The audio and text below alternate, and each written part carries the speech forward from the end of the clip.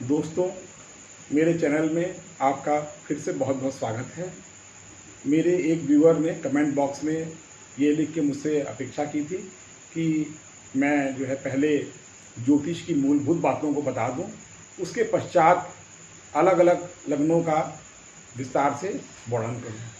ताकि उन्होंने कहा कि अगर आप ऐसा करेंगे तो लोगों को ज़्यादा उसके जो है वो समझ में आएगा, अगर लोगों को ज्योतिष की मूल बातों का ज्ञान होगा।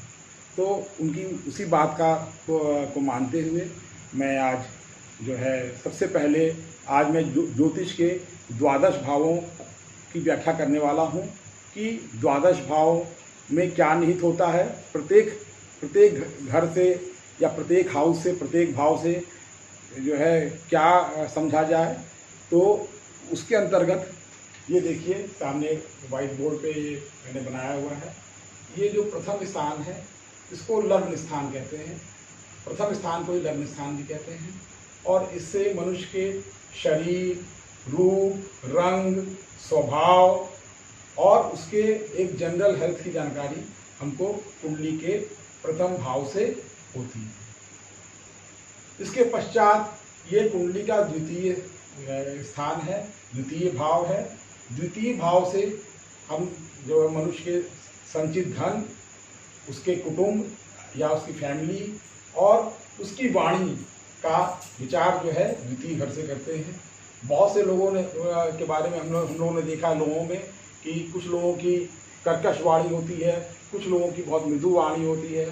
तो इसका विचार जो है हम लोग इस द्वितीय स्थान से ही करते हैं। और तृतीय स्थान जो होता है वो हमारे भाई बहन, विशेषकर छोटे भाई और हमारा पराक्रम, वीरता, इसका विचार जो है तृतीय स्थान से किया जाता है। चतुर्थ स्थान से माता, भवन, भूमि, वाहन, कार इत्यादि और आदमी के सामान्य सुख जो होता है उसका विचार जो है हम चतुर्थ भाव से करते हैं। दोस्तों, यह स्थान पंचम स्थान है। पंचम भाव से जो है मनुष्य की जो विद्या, बुद्धि, जो उसका विजडम है, उसका जो एजुकेशन है, इसके अलावा उसकी जो संतान है उसका विचार जो है हम लोग पंचम स्थान से हम लोग करते हैं। इसके पश्चात जो आता है षष्ठ स्थान। षष्ठ स्थान से मुख्य रूप से हम लोग जो रोग, बीमारियां, जो हमारे शत्रु होते हैं, इसके अलावा जो हमारा भय है, आशंका है, इसका विचार जो है कुंडली के षष्ठ भाव से किया जाता है। सप्तम भाव से दोस्तों जो है पति पत्नी, दाम्पत्य जीवन का मुख्य रूप से विचार किया जाता है। इसके अलावा इसके द्वारा व्यापार और साझेदारी का भी जो है विचार किया जाता है। और इसमें मेनली जो व्यापार, जो शॉर्ट टर्म के जो बिजनेस है, उनका विचार विशेष रूप से किया जाता है।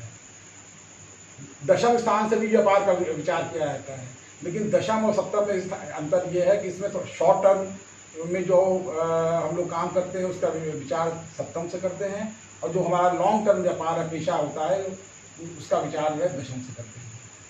अच्छा दोस्तों, सप्तम के पश्चात जो है अष्टम स्थान आता है। अष्टम स्थान हमारी आयु, मृत्यु, ऊंचाई से गिरना, जहर खुरानी इत्यादि जो अरिष्ट का विचार जो है वो अष्टम से किया जाता है।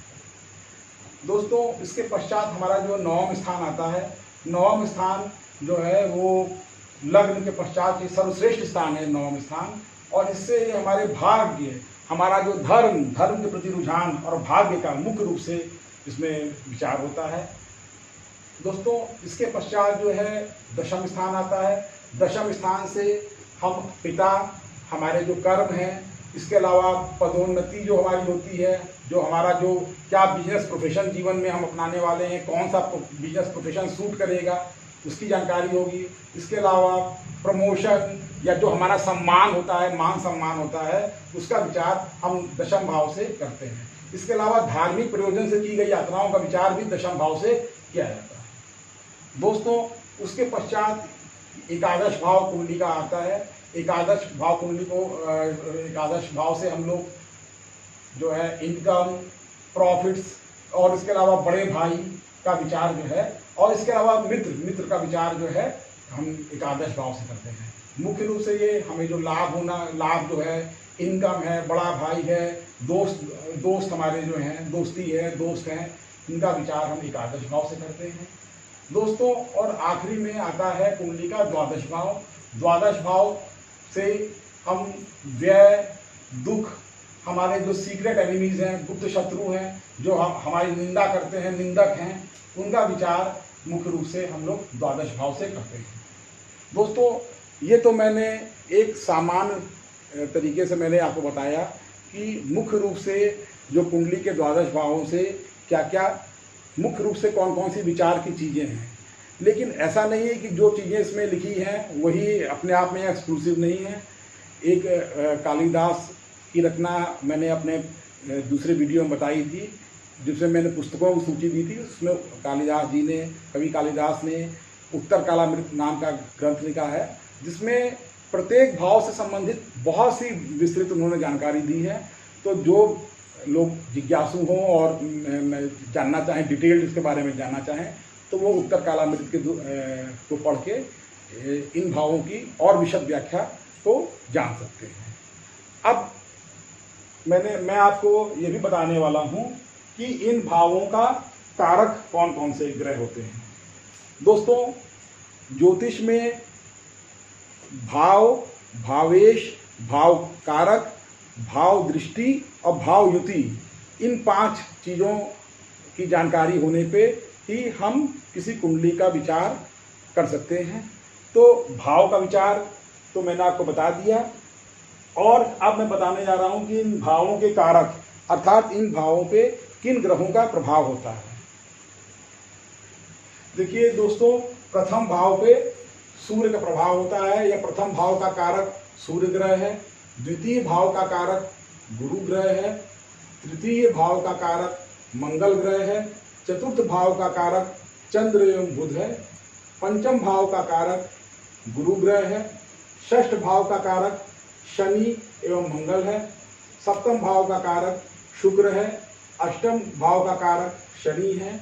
नवम भाव का कारक सूर्य एवं गुरु हैं। दशम भाव के कारक सूर्य, बुध एवं गुरु हैं। एकादश भाव के कारक गुरु हैं और द्वादश भाव के कारक शनि हैं। तो आज के वीडियो में मैंने आपको जो 12 घर, जो ज्योतिष के जो 12 हाउसेज हैं, उन 12 हाउसेज का क्या निहितार्थ है, अर्थात उनसे क्या समझा जाए, इस बात की मैंने व्याख्या की। साथ ही साथ मैंने बताया कि इन 12 भावों के कारक कौन कौन से होते हैं।